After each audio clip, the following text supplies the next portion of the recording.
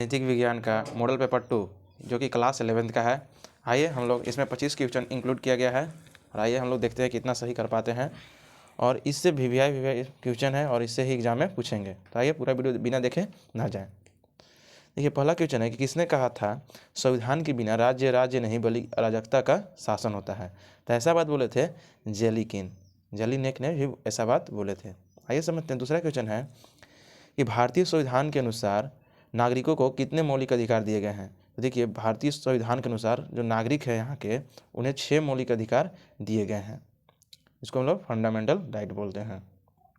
आगे बढ़ते हैं हम लोग। देखिए शासनों को शक्तियों के अंकुश लगाने के लिए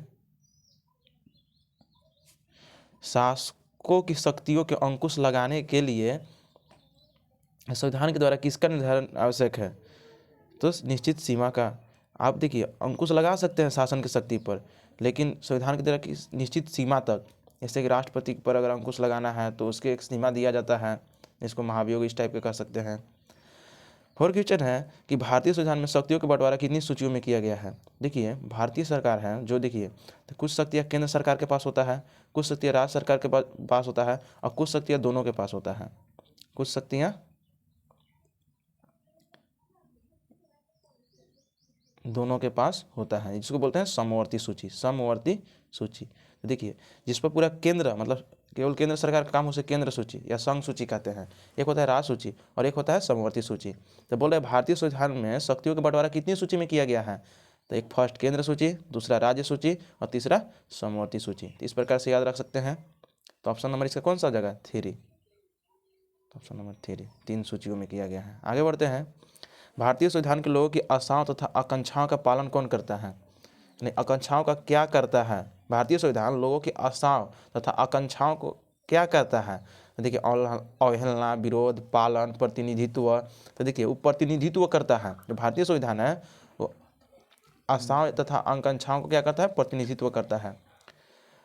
नेक्स्ट क्वेश्चन है कि भारतीय संविधान कब लागू हुआ था। तो जो भारत का जो संविधान था देखिए बनकर तैयार हुआ था 26 नवंबर 1949, लेकिन क्वेश्चन क्या पूछा है कब लागू हुआ था। तो लागू हुआ था 26 जनवरी 1950। तो ऑप्शन नंबर डी। इस चीज़ को याद रखिएगा।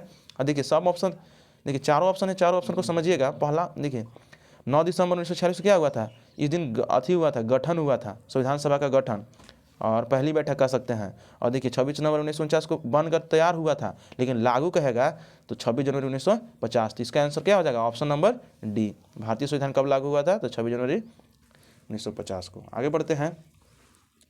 संविधान किसी देश का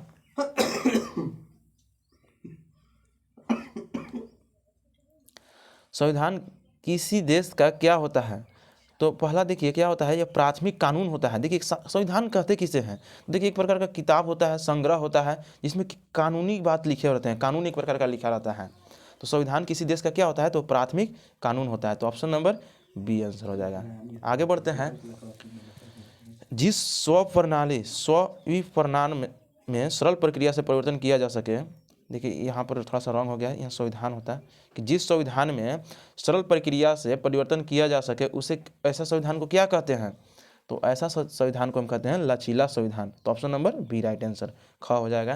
देखिए बोला है कि यहाँ संविधान हो गया, इसको सुधार लीजिएगा। यह संविधान लिखा है कि जिस संविधान में सरल प्रक्रिया से परिवर्तन किया जा सके उसे क्या कहते हैं, तो उसे हम कहते हैं लचीला संविधान। आगे बढ़ते हैं। भारतीय संविधान में राज्य के किन किन सिद्धांतों की व्यवस्था की गई है। तो देखिए जो भारतीय संविधान में राज्य के देखिए राज्य के लिए एक होता है, राज्य के लिए स्पेशल होता है, उससे हम लोग कहते हैं राज्य नीति निर्देशक तत्व। ये सभी राज्य को दिए जाते हैं। तो भारतीय संविधान में राज्य के किन सिद्धांतों की व्यवस्था की गई है, तो नीति निर्देशक तत्व की। देखिए अपना अपना राज्य के लिए अलग अलग राज्य के नीति निर्देशक तत्व होते हैं, इसको भाग 4 में रखा गया है। भारतीय संविधान के किस भाग में मौलिक अधिकार का प्रावधान है। तो देखिए अध्याय 3 में, देखिए अध्याय 3 में इसको समझिएगा। अध्याय 3 कहिए या अध्याय 4 कहिए, अध्याय 3 कहिए या अध्याय 4 कहिए। देखिए क्या है ना कि मौलिक अधिकार इसमें थोड़ा सा सोचिएगा। भारतीय संविधान के किस अध्याय में मौलिक अधिकार का प्रावधान है, अध्याय 3। लेकिन यही कह देगा कि मौलिक कर्तव्य, देखिए भाग 3 भाग 3, एक होता है भाग 4। अगर कर्तव्य की बात कहे तो भाग 4, और अगर अधिकार की बात कहे तो भाग 3। इस चीज़ को आप याद रखिएगा। तो संविधान के किस में मौलिक अधिकार का प्रावधान है? तो भाग 3 या अध्याय 3। मौलिक कर्तव्यों की संख्या कितनी है? देखिए, वर्तमान में जब संविधान बनल था तो उस समय मौलिक कर्तव्य को मतलब संविधान की तरफ से जोड़ा गया था। कब? तो 42वें संशोधन 1976 में मौलिक कर्तव्य को जोड़ा गया था। और जब जोड़ा गया था तो उस समय 10 थे। मौलिक कर्तव्यों की संख्या कितनी है पूछा है, तो उस समय 10 थे, लेकिन अभी वर्तमान में कितने हैं? तो 11 हैं। इसमें तो ऑप्शन में 11 नहीं है, तो क्या करेंगे? 11 किसी को सीधा कर लेंगे, मतलब सुधार लेंगे। तो एक को हम 11 बनाते हैं और ऑप्शन नंबर इसी को मार देते हैं। याद रखिएगा कि जब कब मौलिक कर्तव्य को कब जोड़ा गया था? तो 42वें संशोधन 1976 में जोड़ा गया था। और उस समय मौलिक कर्तव्यों की संख्या कितनी थी? तो 10। क्वेश्चन पूछेगा कि वर्तमान में मौलिक कर्तव्यों की संख्या 11, लेकिन शुरू में कितना था जब लागू हुआ था? तो 10। याद रखिएगा। इसका आंसर कितना हो जाएगा? 11, ऑप्शन नंबर ए। आगे बढ़ते हैं। भारत में किस प्रकार का प्रजातंत्र अपनाया गया है जिसमें चुनाव की प्रक्रिया जारी रहती है? तो ऑप्शन 12 का हो जाएगा प्रतिनिधात्मक प्रजातंत्र, मतलब यहाँ प्रतिनिधि को हम लोग चुनते हैं। तो option number A right answer हो जाएगा। आगे बढ़ते हैं हम लोग। निर्वाचन घोषणा पत्र कौन जारी करता है? देखिए, जो निर्वाचन घोषणा पत्र होता है वो राजनीतिक दल जारी करता है। तो ऑप्शन नंबर इसका हो जाएगा बी, राजनीतिक दल। विधानसभा के चुनाव के लिए जमानत राशि कितनी देनी होती है? तो देखिए, विधानसभा के जब चुनाव होता है उस समय जमानत राशि देना पड़ता है। उस समय कितना देना होता है? तो 5000 रुपये। तो ऑप्शन नंबर ग हो जाएगा। परमादेश आज्ञा पत्र कौन जारी करता है? निर्गम मतलब कौन जारी करता है? तो देखिए, परमादेश एक प्रकार का रीट होता है जो न्यायालय जारी करते हैं। अगर देखिए आपका अगर मौलिक अधिकार का उल्लंघन हो रहा है तो उसको आर्टिकल 32 के तहत 5 प्रकार के रीट जारी किए जाते हैं, जिसमें एक परमादेश है। और रीट कौन जारी करता है? तो कोई भी न्यायालय कर सकता है। तो ऑप्शन नंबर बी न्यायालय हो जाएगा। परमादेश आज्ञा पत्र एक प्रकार का क्या है? रीट। मतलब कि क्या कब लागू होता है? तो जब आपका मौलिक अधिकार का हनन होगा तो आर्टिकल 32 के तहत आपको परमादेश जारी किया जाएगा। तो ये कौन जारी करता है? न्यायालय। तो ऑप्शन नंबर बी मेरा राइट आंसर हो जाएगा। आगे बढ़ते हैं। मौलिक कर्तव्यों का प्रावधान संविधान के किस भाग से लिया गया है? मतलब किस भाग में निहित है? तो इसका हो जाएगा अध्याय 4 का भाग क के धारा 51 के क में। देखिए, मौलिक कर्तव्यों को बाद में जोड़ा गया था, संशोधन करके जोड़ा गया था, अभी तुरंत बताते हैं। और यहाँ पर ऑप्शन नंबर बी हो जाएगा, भाग के क के धारा 51 के क में। भारतीय संविधान के मौलिक कर्तव्यों को किस संशोधन के द्वारा सम्मिलित किया गया था? तो अभी तुरंत बताते हैं कि देखिए कब जोड़ा गया था? तो 42वें संशोधन 1976। लेकिन इसमें देखिए साल का तो बात नहीं किया गया है, तो ऑप्शन सी हो जाएगा 42वें संशोधन। 1928 में मौलिक कर्तव्यों को किस भाग में रखा गया है? भाग में किया गया है। तो देखिए मतलब बोला 1928 में मौलिक कर्तव्यों को किस भाग में किया गया है। थोड़ा क्वेश्चन रॉन्ग टाइप का लग रहा है, लेकिन इसका आंसर हो जाएगा क Nehru report, option number A. आगे बढ़ते हैं। संविधान के किस अनुच्छेद के तहत छुआछूत को समाप्त कर दिया गया है? देखिए, जो छुआछूत है उसे समाप्त कर दिया गया है तो किससे? तो आर्टिकल 17। तो अनुच्छेद 17 को हम ऑप्शन लॉक करेंगे, तो ऑप्शन नंबर डी मेरा हो जाएगा। छुआछूत को कहेगा छुआछूत को किस अनुच्छेद के तहत छुआछूत को समाप्त कर दिया गया है? तो आर्टिकल 17 के तहत। देखिए, जैसे कि हमने अभी बताया था रीट, उसी प्रकार से उत्प्रेषण है। उत्प्रेषण लेख कौन जारी करता है? ये भी एक प्रकार का रीट है। कि अगर देखिए कि कौन ये जारी कौन करता है? तो उच्च न्यायालय निम्न न्यायालय को जारी करता है। जैसे कि अगर निम्न मतलब कि लोअर कोर्ट, और एक होता है हाई कोर्ट। अगर मान लीजिए कि लोअर कोर्ट कोई हम गए जिला कोर्ट में और कोई मेरा बात नहीं सुना, तो फिर हम जाएंगे हाई कोर्ट में। तो हाई कोर्ट जो लोअर कोर्ट को जारी करता है, जिला कोर्ट को, कि आपने इसको मतलब इस चीज़ को आपने क्यों नहीं सुना, तो उसे कहते हैं उत्प्रेषण। ये भी एक प्रकार क्या है? रीट ही है, जो कि आर्टिकल 32 के तहत जारी किया जाता है। रीट 5 प्रकार के होते हैं।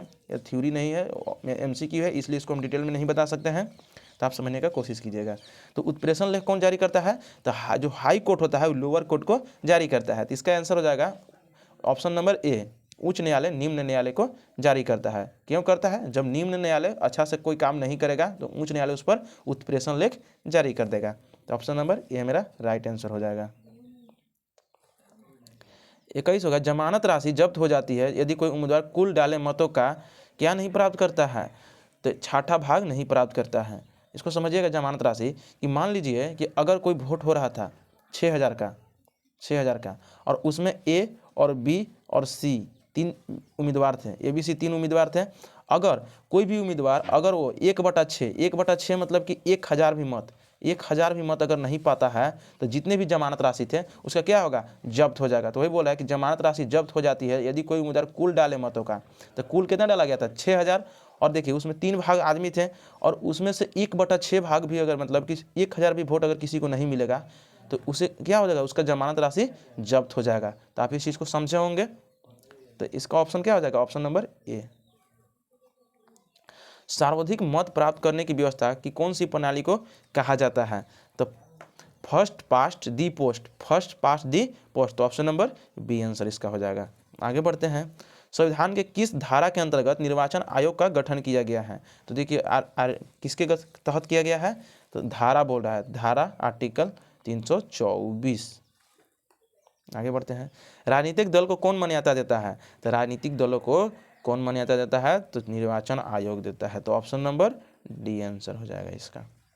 भारत में अब तक कितने आम चुनाव हो चुके हैं, तो अभी भारत में अभी वर्तमान में अभी 14 आम चुनाव हो चुके हैं। देखिए आम चुनाव क्या होता है कि अगर वहाँ पर कोई पद खाली रह जाता है तो एक छोटे क्षेत्र में जो चुनाव किया जाता है उसे हम आम पद कहते हैं, आम चुनाव कहते हैं, सॉरी निर्वाचन, आम निर्वाचन या आम चुनाव एक ही चीज़ हो गया।